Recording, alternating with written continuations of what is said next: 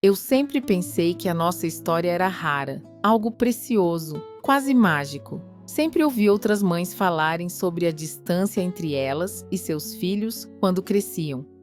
Sobre a rebeldia, o silêncio, os muros que surgem com o tempo. Mas, comigo e com a minha filha, foi diferente. Desde pequena, ela era o meu espelho, não no rosto, porque fisicamente sempre se pareceu mais com o pai, mas no jeito, ela era minha. Observadora, sensível, curiosa com o mundo, silenciosa com as próprias dores. Lembro da primeira vez que ela ficou doente, e eu passei a noite inteira ao lado do berço, com a mão no seu peitinho, sentindo o movimento da respiração, com medo de que parasse. Lembro das primeiras palavras, das primeiras quedas, dos cadernos riscados com lápis de cor e dos desenhos que ela fazia de nós duas, de mãos dadas. Eu tinha uma gaveta só para isso. Ainda tenho, nunca consegui jogar fora. Quando ela cresceu um pouco mais, viramos companheiras. A gente assistia filmes juntas no sábado à noite, com cobertor e pipoca.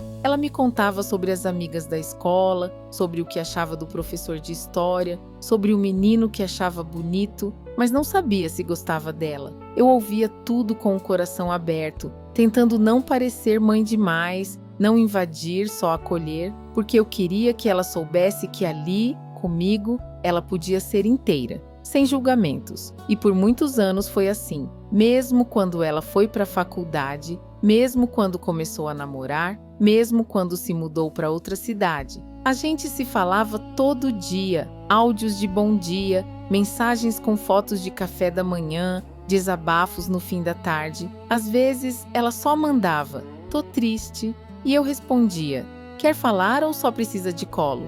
Ela dizia que eu era sua melhor amiga, e aquilo era tudo para mim. Mas, então, um dia, tudo mudou.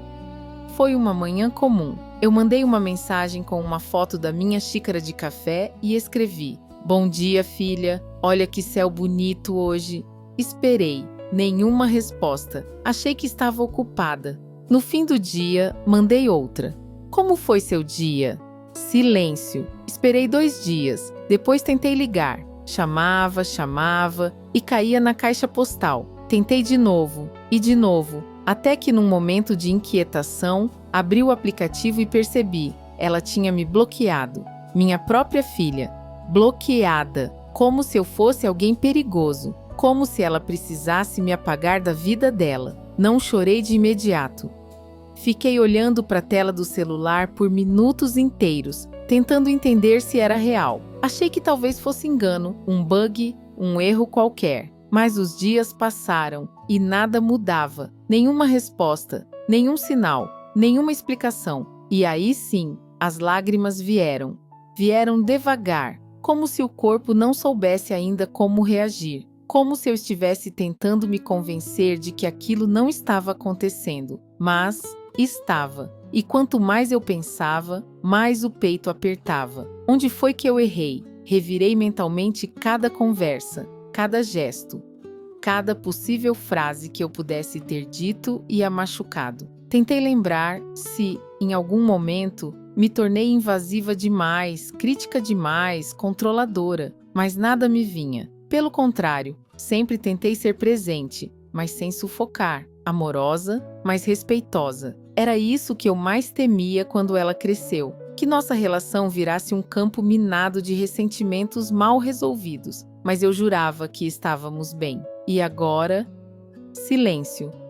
Fui dormir com essa dor todas as noites, acordava com ela, e ao longo dos dias fui deixando de fazer coisas simples. Parei de ouvir música, de ver filmes, de cozinhar com gosto. Comecei a evitar contato com outras pessoas, com medo de ter que explicar, com medo da vergonha, da culpa, porque ninguém entende quando uma filha simplesmente some da vida da mãe. As pessoas acham que é drama, exagero, ou pior, que a culpa é sua. Mas a dor era real. E o silêncio grita. Com o tempo, a ausência virou companhia, a dor virou rotina, e a pergunta "por quê?" virou um eco constante dentro de mim. Não havia respostas, apenas possibilidades, hipóteses, suposições, mas nenhuma certeza. e isso me destruía. Comecei a revisitar fotos antigas, no celular, nas gavetas, nos álbuns empoeirados. As imagens me feriam e me acolhiam ao mesmo tempo, uma mistura estranha de saudade e revolta. Em cada sorriso dela, eu buscava sinais, tentava enxergar em retrocesso qualquer expressão falsa, qualquer distanciamento oculto, qualquer cansaço que eu não percebi. Nada. Ela sempre foi doce comigo, atenciosa. Mesmo nas fases difíceis da adolescência, nunca me bateu a porta na cara, nunca me gritou, nunca desapareceu assim. Era o tipo de filha que ligava só para saber como eu tava, que me mandava links de músicas que achava que eu ia gostar, que dizia "te amo", sem cerimônia. Tudo isso agora parecia tão distante quanto outra vida. Será que ela passou por algo e não teve coragem de me contar? Será que estava com vergonha, medo?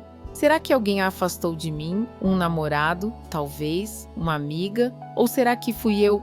Será que, sem perceber, disse algo que a feriu profundamente? Pensei em tudo, até nas coisas mais improváveis. Cheguei a acreditar que ela tinha alguma doença grave e não queria me preocupar, que talvez estivesse internada, que talvez tivesse perdido o celular. Mas todas essas possibilidades caíam por terra quando eu via que ela estava online em outras redes, ativa, presente, menos para mim. Eu era a exceção, eu era o silêncio. O mundo dela continuava girando, só sem mim, e eu me sentia como alguém esquecida numa estação de trem, sentada num banco frio, com a mala no colo, esperando um trem que não vem. O tempo passava, as pessoas iam e vinham, e eu ali, presa na esperança. A esperança é um bicho cruel, a gente alimenta, cuida, protege, mas no fim, ela nos devora por dentro. Cada vez que o celular vibrava,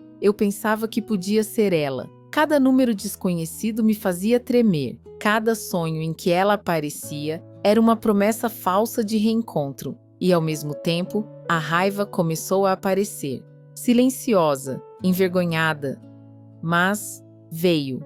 Porque por mais que eu a amasse incondicionalmente, por mais que meu coração fosse dela, havia um limite. Eu era humana, eu sofria, e eu merecia ao menos uma palavra, não quero mais, me deixa, qualquer coisa, mas nada, apenas o corte limpo.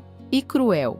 Eu evitava falar dela com outras pessoas. Quando alguém perguntava, e sua filha? Eu sorria e respondia, tá bem, graças a Deus. Era mais fácil mentir do que explicar uma ausência que eu mesma não compreendia. Às vezes, à noite, eu abraçava um dos casacos dela, aqueles que ela deixava quando vinha me visitar. Cheirava o tecido, tentando encontrar nela algum traço ainda vivo, aquele perfume suave, aquela sensação de lar. Mas até isso parecia se apagar com o tempo. Eu me perguntava, será que ela ainda me ama? Porque eu nunca deixei de amar. Mesmo ferida, mesmo rejeitada, mesmo esquecida, o amor de mãe não some, ele se transforma, ele sangra, mas não desaparece. Eu não sabia se devia insistir ou aceitar. Não sabia se devia tentar entender ou simplesmente seguir. Mas como seguir se uma parte de mim ficou com ela?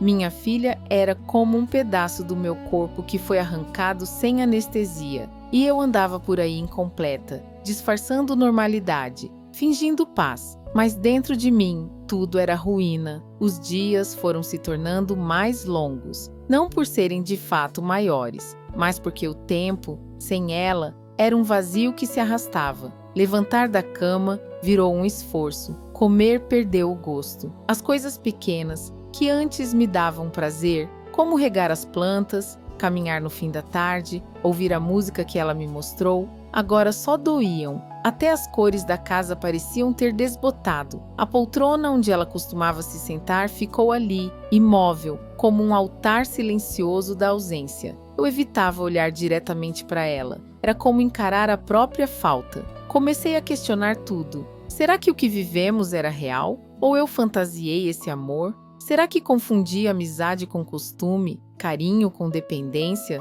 Será que fui cega? Quando a memória se torna o único lugar onde alguém existe, ela passa a ser território instável. A gente revisita cenas que jurava lembrar perfeitamente, mas que começam a escorrer pelas frestas da dor. Comecei a duvidar até daquilo que foi bonito. Será que ela sorria por obrigação? Será que dizia, te amo, porque achava que eu esperava ouvir? Essa dúvida me corroía, porque ela jogava sombra até sobre os momentos felizes. Eu passei a sonhar com ela com mais frequência. Às vezes era criança, correndo pela casa, às vezes era adulta, segurando minha mão, dizendo que estava tudo bem. Eu acordava com os olhos molhados, o peito acelerado. Era como se minha alma ainda tentasse, em algum plano, manter contato com a dela. Cheguei a escrever cartas, muitas, nenhuma enviada. Eu escrevia e depois guardava, rasgava, queimava. Era minha forma de conversar com o vazio. Dizia tudo o que sentia, que estava com saudade, que sentia falta da voz, do cheiro, do jeito desajeitado de rir, que eu não queria explicações grandiosas, só queria saber se ela estava bem, se ainda pensava em mim, se, em algum momento do dia, lembrava que eu existia, mas não havia resposta. O silêncio, mais uma vez, era tudo o que me restava. Tentei me distrair, voltei a fazer crochê, como fazia nos tempos em que ela era bebê, mas a lã escorregava das mãos. Comecei a ler um livro novo, mas as palavras não ficavam. A mente não conseguia mais se fixar em nada que não fosse ausência. As amigas tentavam me chamar para sair, tomar café, conversar, mas eu recusava, porque sentia que ninguém conseguiria entender. Era como se eu tivesse entrado num luto invisível, um luto sem corpo, um luto sem fim. Não sabia mais quem eu era sem ela, porque por mais que tenha tentado manter minha identidade ao longo da vida, como mulher, como profissional, como indivíduo, a verdade é que ser mãe sempre foi o eixo do meu mundo. E quando esse eixo desapareceu, tudo perdeu o centro. Comecei a temer o futuro, a imaginar aniversários em que ela não apareceria, natais com lugar vazio na mesa, fotos em que faltaria um rosto. A vida sem ela parecia um esboço mal feito de uma história que nunca pedi para escrever. E, ainda assim, por mais que doesse, eu não conseguia odiá-la. Talvez porque o amor de mãe seja, antes de tudo, um perdão constante. A gente perdoa o choro, as birras, os erros, as distâncias, e mesmo quando o outro não pede desculpas, a gente inventa motivos para entender. Porque amar um filho é isso, aceitar até o que não se compreende. Mas dentro de mim, uma pergunta continuava gritando: será que um dia ela volta? O tempo passou, não sei quanto exatamente, já não marcava os dias, só o sentia. Foi numa tarde nublada, daquelas em que o mundo parece suspenso no ar, que o inesperado aconteceu. Meu celular vibrou. Um número desconhecido. Não atendi. Estava cansada de me iludir. Mas, poucos segundos depois, uma mensagem apareceu na tela. Mãe, sou eu. Meu corpo congelou. Não sabia se ria ou chorava. O coração disparou de um jeito quase doloroso. Eu li e reli aquela frase dezenas de vezes. Era ela, minha filha, depois de tanto tempo, depois de tanto silêncio. A mensagem continuava: se puder, me encontra amanhã no lugar de sempre. O lugar de sempre. O banco sob a árvore no parque, onde costumávamos ir quando ela era criança. Onde ela aprendeu a andar de bicicleta, onde fizemos piqueniques, onde chorou pela primeira decepção amorosa. Aquele era, de fato, nosso lugar. Fui com o coração em pedaços e em festa ao mesmo tempo. Sentei no banco cedo demais, com medo de me atrasar, mesmo que nem soubesse se ela realmente apareceria. Mas ela apareceu, mais magra, olhar cansado, mas era ela, minha menina. Nos olhamos por alguns segundos. Eu não disse nada, não sabia o que dizer. Era como se qualquer palavra fosse pouca demais para tudo o que transbordava em mim. E então, ela sentou ao meu lado, em silêncio. Demorou até que começasse a falar, a voz baixa, trêmula. Mãe, eu precisei ir.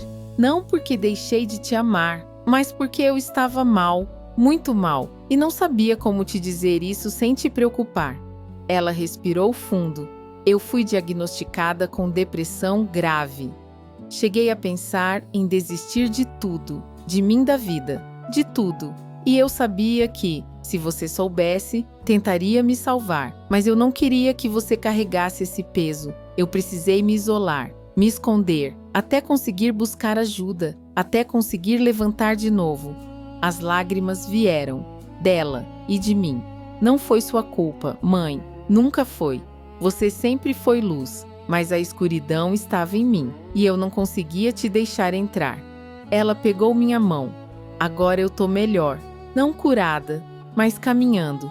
E pensei que, se ainda houver espaço, eu queria voltar, queria te ter de novo.